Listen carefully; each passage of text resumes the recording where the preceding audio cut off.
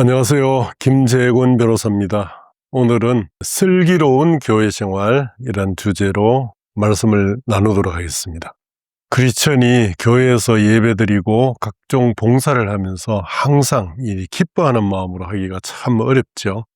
성도들 사이에 무례함 때문이거나 비교하고 시기 질투하는 등의 어떤 감정이 개입해서 시험에 드는 경우가 많고, 각종 봉사를 하면서 지치거나 번아웃되는 사례도 많습니다. 마태복음 11장 28, 29, 30절에서 수고하고 무거운 짐진 자들아 다 내게로 오라. 내가 너희를 쉬게 하리라.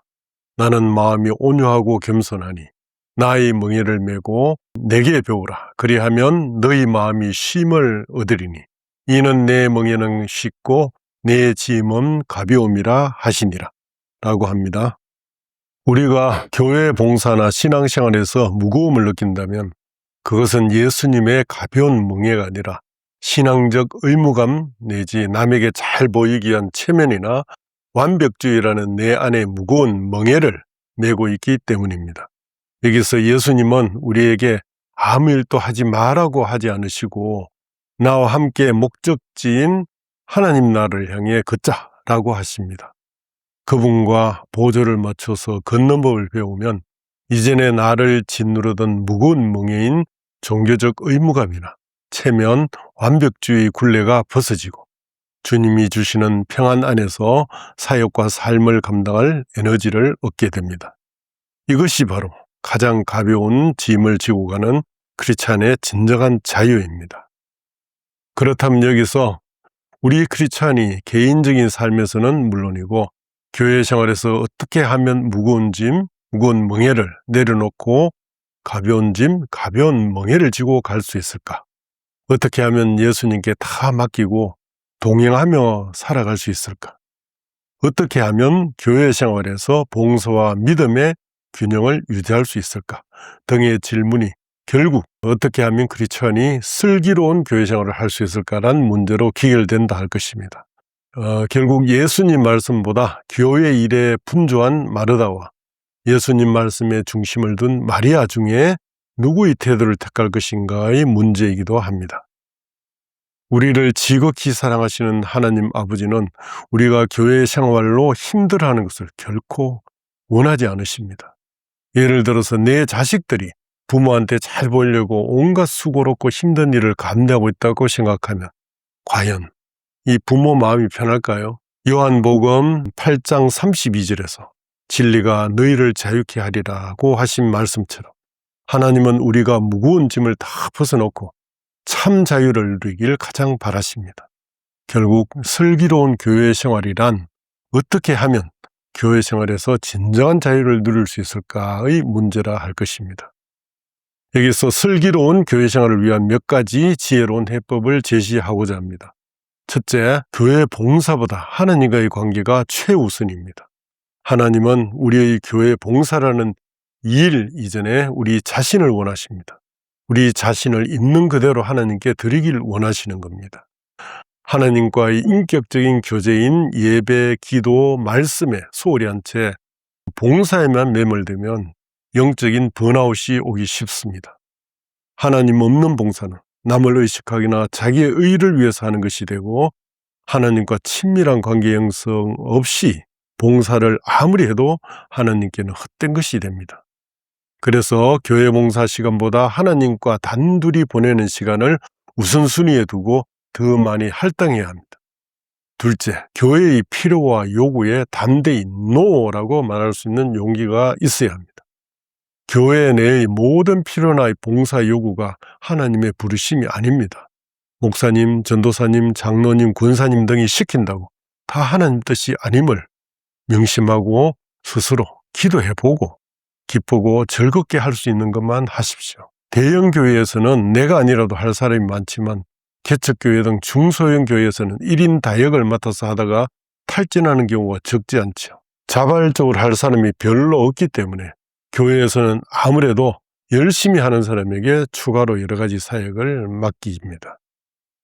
감당하기 벅찬 요청이 올 때에는 체력적, 시간적 한계를 인정하고 정중히, 그러나 단호하게 거절하거나 일정을 조정하는 지혜가 필요합니다. 특히 하나의 봉사를 더 맡게 되면 기존의 봉사 하나는 내려놓는다는 원칙이 필요합니다. 또 교회의 요청이나 요구에 대해서 어정쩡하게 대응하지 마시고 본인의 입장을 분명히 단호하게 말해야 됩니다. 노라고 말하는 것이 하나님 뜻을 거스르는 것이 아닐까 하는 그런 죄책감을 가질 필요가 없습니다. 감당하기 힘든 봉사를 억지로 하는 것은 하나님 뜻이 아닙니다. 하나님은 그렇게 힘들게 억지로 하는 봉사를 원하지도 받지도 않는 분이십니다.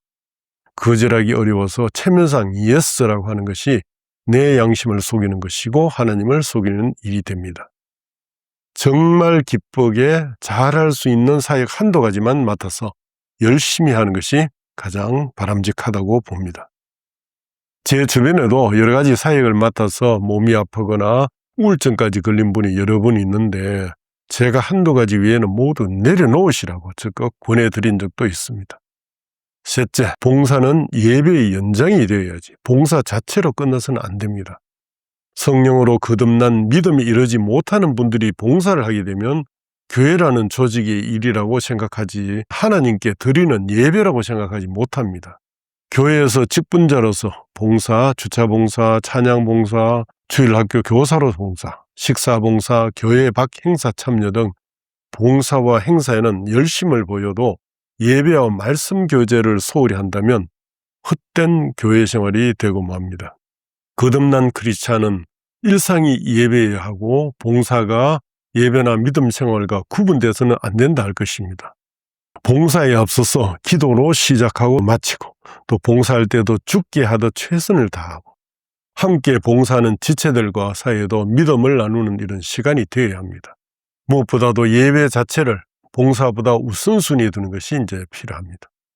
제가 첫 발을 내디딘 교회에서는 성도 수가 5,000명이나 됐지만 변호사가 저밖에 없어서 교회의 모든 법률 문제를 이제 자문하게 됐고 몇 건의 소송도 했고 교회 잡지에다 법률 칼럼을 게재하고 교육관 건축을 할 때는 건축위원회 위원으로서 수개월간 저녁마다 3시간 이상 회의를 하는 등 열심히 이렇게 봉사를 했지만 제 믿음은 늘 제자리였습니다. 넷째, 장기적인 영적인 안식이 필요합니다. 오랜 기간 동안 계속해서 성령으로 충만해서 항상 기쁜 마음으로 이렇게 봉사하기가 쉽지 않습니다. 처음에는 기쁨으로 이렇게 시작해도 어느 순간 무거운 어떤 짐이 돼서 지치거나 번아웃되기도 하며 심지어 봉사가 자기의 의의가 돼서 내가 아니면 아무도 못한다는 어떤 교만이 자리 잡게 되기도 합니다. 그래서 모두 잘 아시는 이재철 목사님이 직분자 임기제 재신임 제도를 실행하신 것으로 유명하지요. 담임 목사를 포함해서 전임 목회자는 부임 후 3년마다 재신임 투표를 하는데 참여위원 3분의 2 이상 찬성이 있어야 되죠. 그걸 반드시 거치게 했고 장로와 권사는 2년 담임 후에 평신도로 돌아가게 했으며 이재철 목사님 자신은 처음 개척한 정신교회에서 10년 임기 후에 떠났습니다. 그리고 두 번째 부임한 백주년 기념교회에서도 13년 임기 후에 미련 없이 떠나는 그런 모범을 보였습니다. 교회에서 직분은 계급이 아니라 봉사의 자리입니다. 그러므로 2 내지 5년 정도 봉사하면 평신도로서 예배에만 전념해 주는 것이 바람직합니다. 그러나 안타깝게도 대부분의 교회에서 직분자는 어떤 계급이 되어가지고 장기간 임직하고 물론 나더라도 원로 목사, 원로 장로, 은퇴 장로라며 예우를 해주는 것은 문제가 크다고 봅니다. 직분자의 명예를 유지해 주는 만큼 하나님의 영광을 가로채는 것이 아닐까요? 다섯째, 성도들 사이에 일정한 거리를 두십시오. 교회는 마음의 상처가 많은 다양한 사람이 모이는 곳이기에 인간관계에서 오는 피로감이 매우 클 수 있습니다. 그래서 교회는 종합병동 내지 응급병동이라 합니다. 그러므로 사람 사이의 관계를 너무 친밀하게 하지 말고 너무 멀리하지도 않는 불가근 불가원의 관계를 유지하실 필요가 있습니다. 소모임에서도 지나치게 개인적인 프라이버시에 관여하지 말아야 하고 모든 것을 다 오픈해야 진정한 교제라는 그런 압박감을 버려야 합니다. 누가 개인의 프라이버시에 관해서 지나치게 캐물으면 그 부분은 제가 아직 준비가 덜 되어서 나중에 편해지면 나눌게요 라고 이제 부드럽게 넘어갈 필요가 있습니다. 감정 소모가 심한 심각한 어떤 대화보다도 함께 말씀을 읽고 나누고 중보기도 제목을 나누는 등 본질 중심의 대화로 흐름을 가져가는 것이 슬기로운 방법이라 할 것입니다. 또한 교회 안에서 금전거래나 다단계 권유, 과도한 개인적 부탁은 공동체를 무너뜨리는 지름길입니다. 평소 친하게 지내던 권사님이 개인적인 사업 투자를 권유하거나 급한 돈을 이리 빌려달라고 요청한다면 교회 내 금전거래 금지 원칙을 철저히 지켜야 합니다. 거절이 미안하다면 제게는 교회에서는 금전거래를 하지 않는다는 원칙이 있고 그것이 하나님 뜻에도 맞다고 생각합니다. 라고 명확히 선을 그어야 합니다. 여섯째, 교회 내의 갈등은 내 생각이 아닌 성령의 지혜로 해결하세요. 교회 내에서 성도 간에 성도와 직분자 간 오해와 갈등이 종종 벌어지는데 이때는 성령님이 주시는 지혜로 해결해야지 인간적인 생각으로 해결하려고 하면 갈등이 확대될 뿐입니다. 교회에 모인 사람들은 모두 하나님 일하려고 모여 있으니 그 갈등의 해결도 하나님이 하실 겁니다. 성령으로 충만한 성도는 모두가 죄인이고 부족한 사람들이 모여서 하나님 일하려고 하다가 생긴 갈등이나 오해라고 보기 때문에 갈등을 유발한 상대를 적대감으로 보는 게 아니고 하나님의 긍휼의 마음으로 바라보게 되기 때문에 뱀처럼 지혜롭게 갈등을 해소하게 됩니다. 예컨대 교회 행사, 기획회의 중에 내 의견이 무시당하거나 다른 성도가 나에 대해서 오해 섞인 말을 한 것을 전해들었을 때 화를 내기보다는 하나님의 뜻이 무엇인지부터 알아보게 됩니다. 하나님이 이 갈등 상황을 통해서 내가 어떻게 처신하는지 지켜보고 계신다고 생각하면 두렵고 떨림으로 문제를 정확히 볼 수 있게 됩니다. 그래서 큰 갈등이 아니면 그냥 하나님이 해결해 주실 줄 믿고 넘어가면 어느 순간 해결되어 있는 것을 보게 될 것이고 큰 갈등이라면 남들에게 말하기 이전에 정면 돌파해서 당사자와 직접 만나 차 한잔 마시면서 그때 그 말씀에 제가 조금 당황했는데 어떤 뜻으로 말씀을 하신 건지 궁금해요 라고 정중히 물어보게 되면 대부분의 오해는 직접 대화에서 다 풀립니다.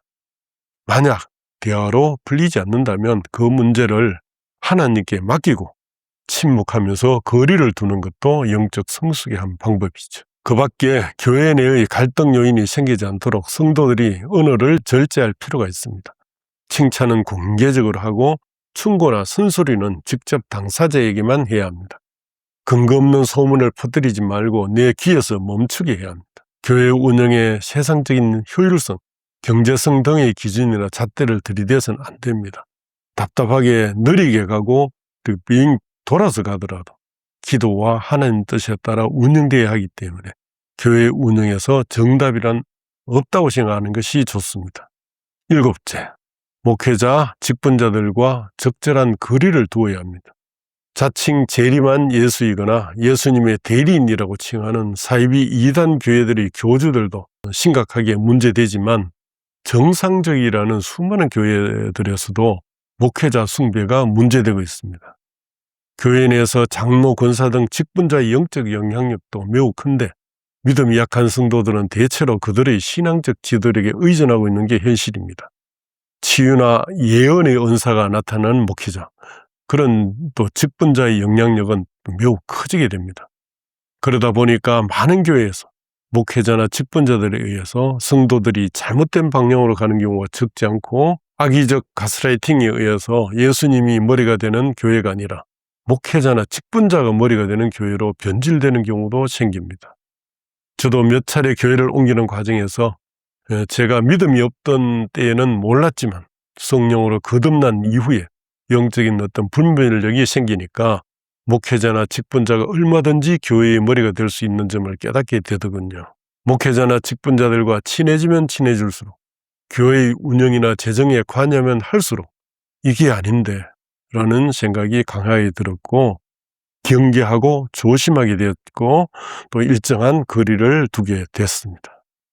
그런데 예수님 이후에는 성도들 개개인이 왕같은 제사장이 되었습니다. 그래서 직접 내가 하나님과 대면하고 하나님과 연합할 수 있는 엄청난 지혜가 부여됐죠. 즉 목사나 직분자와 일반 성도 모두가 하나님 앞에 똑같이 평등한 왕같은 제사장인 성도일 뿐입니다. 다만 목사는 말씀 가르침의 은사가 있어서 교사의 역할을 하는 거고, 직분자는 성도들을 더욱더 섬기고 봉사하라고 머슴의 역할을 맡긴 것이 전부입니다. 그럼에도 일부 목회자들이 스스로 주의 종이라고 높이고, 일부 직분자들은 교회의 높은 지위를 얻은 것으로 출세한 것으로 착각해서 성도들을 계급화하고 있는데, 이것은 하나님이 참으로 진노하실 일입니다. 그럼에도 많은 성도들이 정신을 못 차리고 자신의 기도 제목을 왕같은 제사장인 자기 스스로 하나님께 이렇게 직접 간구할 생각을 해야 되는데, 그렇지 않고 자신이 우상이 된 목회자나 직분자의 기도를 받으려고 찾아다니면서 애쓰고 있는 모습이 너무나 안타깝습니다. 믿음이 없으니까 목사나 직분자가 하나님과 더 가까운 대리자라고 보는 우상 숭배와 다름이 아닙니다. 물론 목사님이나 이런 분들이 중보기도 해주는 것은 좋은 일이지만, 믿음이나 구원은 각자의 것이고 각자의 기도와 신앙생활에 달린 것이지, 목사나 직분자가 내 기도 응답을 해주고 내 구원까지 책임져 주는 것이 아님을 깨달아야 합니다. 그럼에도 불구하고 초지일관 참 진리를 선포하시는 목사님도 많습니다. 그분들은 교회를 사유하지 않고 성도들에게 영적 권세를 부리지도 않으며 전심을 다해서 한 영혼이라도 더 하나님께 데려가려고 애쓰고 계십니다.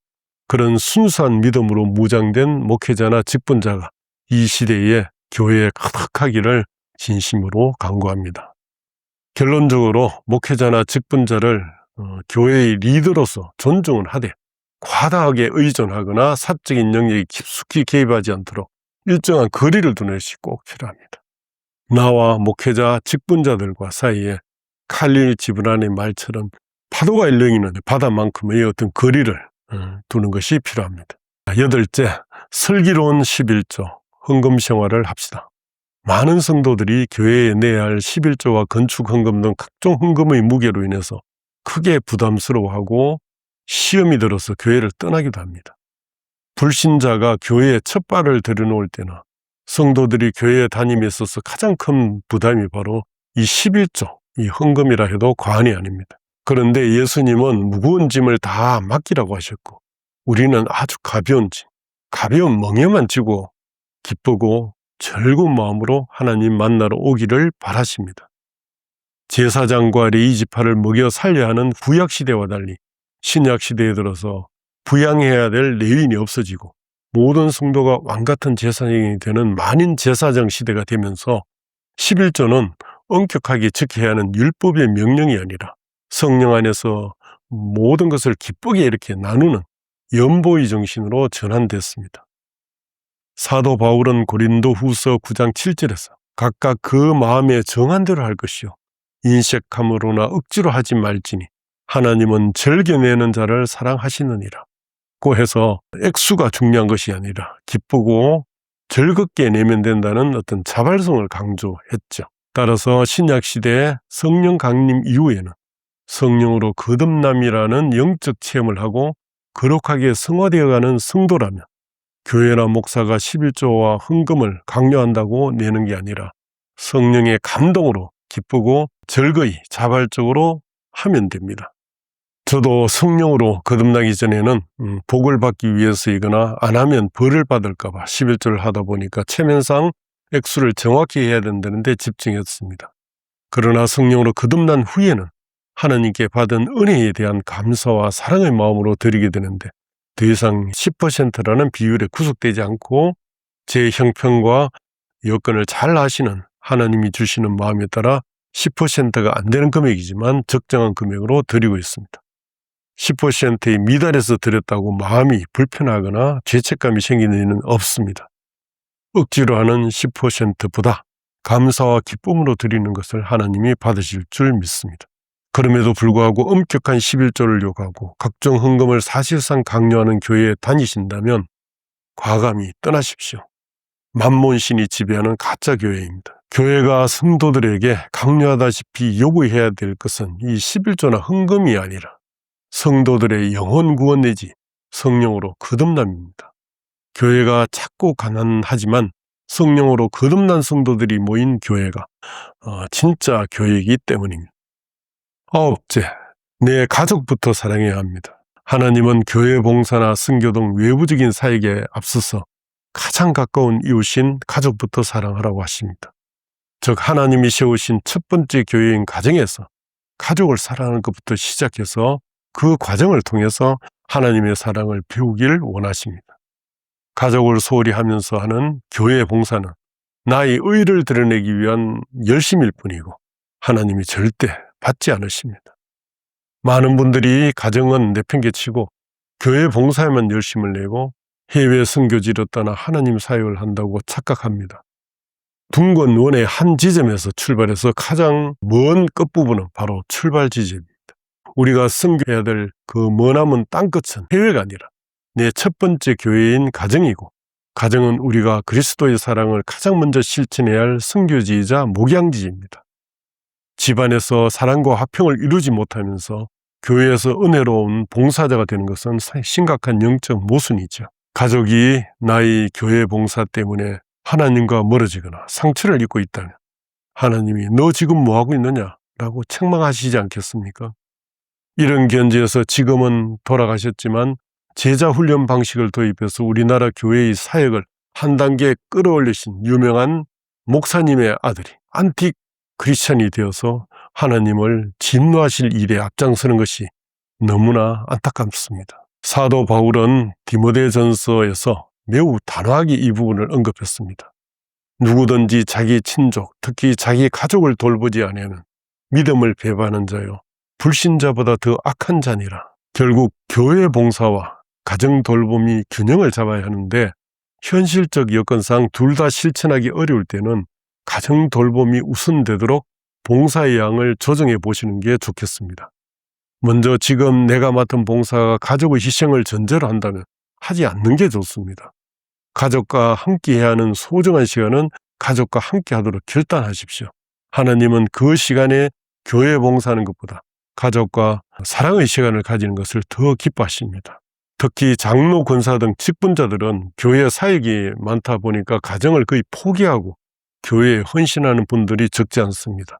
그러니 엘리 제사장의 행실 나쁜 두 아들이 나오고 사무엘 선지자의 뇌물받고 재판을 굳게 하는 두 아들이 나오는 겁니다. 그래서 교회는 직분자들의 헌신만 강조할 게 아니고 땅끝이자 첫 교회인 가정을 잘 지키도록 특별히 배려해 줘야 마땅합니다. 그리고 교회 봉사는 가능한 가족의 지지 안에서 이루어지는 것이 좋습니다. 봉사의 의미를 가족에게 설명하고 가족이 소외감을 느끼지 않도록 봉사 전으로 가족에게 더 집중하는 시간을 가지는 게 필요합니다. 자녀가 아주 어리거나 가족 중에 환자가 있는 등 가족의 집중 돌봄이 어떤 필요한 시기에는 교회 사역을 과감히 줄이거나 중단하고 가정에 집중하는 것이 하나님 보시기에 더 아름다운 순종입니다. 가정이 행복해야 봉사에도 진정한 기쁨과 능력이 나타나죠. 이상 슬기로운 교회 생활에 대해 여러 가지 관점에서 알아봤습니다. 저는 요즘 새로 옮긴 교회에서 1년 이상 정착하면서 영적 자유를 만끽하고 있습니다.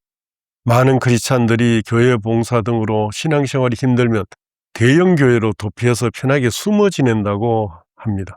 저도 교회에 첫 발을 내디딘 교회가 대구에 있는 성도수 5,000명 되는 대형 교회였고, 서울로 옮겨서는 500명 정도의 중형 교회를 9년 정도 다니다가 50명 수준의 개척교회를 거쳐서 5,000명 되는 대형 교회로 다시 옮겨서 정착하고 있는 중입니다. 직분을 맡아서 교회의 주요 직책, 성가대원 등 봉사를 하고 교회의 중요한 행사를 주관하기도 했으며, 개척교회에서는 사실상 장로 역할을 했는데 성령으로 거듭난 후 기쁨으로 했지만 부담이 컸던 것도 사실이었습니다. 지금 다니는 교회에서는 모든 것을 다 내려놓고 평집사로서 순모임에만 참여하고 있는데 너무나 편안하고 진짜 가볍고 기쁜 마음으로 교회를 다니고 있습니다. 하나님이 우리에게 정말 원하시는 것은 여러 사역으로 인한 무거운 짐으로 부담스럽고 힘들게 교회로 발길을 옮기는 것이 아니라 즐겁고 기쁘고 홀가분한 마음으로 하나님께 나아오는 것임을 믿습니다. 성도들과의 관계에서도 늘 하나님이 주시는 긍휼의 마음, 사랑의 마음으로 바라보고 대하기 때문에 서로 갈등이 이제 생길 수 없죠. 같은 하나님을 믿고 따르는 믿음의 형제 자매들이 너무나 사랑스럽고 친밀하게 느껴져서 만나면 어떻게든 더 유려해지고 더 격려해지고 사랑으로 안아주고 싶은 마음이 가득한데 그 사이에 무슨 갈등이 있겠습니까? 결국 성령으로 거듭난 성도들이 모이는 참 교회는 갈등이나 불화가 있을 수 없고 늘 사랑이 넘치며 즐거움과 기쁨과 웃음이 가득한 화목한 교회가 됨을 굳게 믿습니다. 교회 생활에 여러 가지 어려움이 있는 분이 계십니까? 시험에 들었다면서 남을 탓하기 전에 나의 믿음부터 점검해서 내가 성령으로 거듭난 참된 크리스찬인지 되돌아보기를 권면합니다. 감사합니다.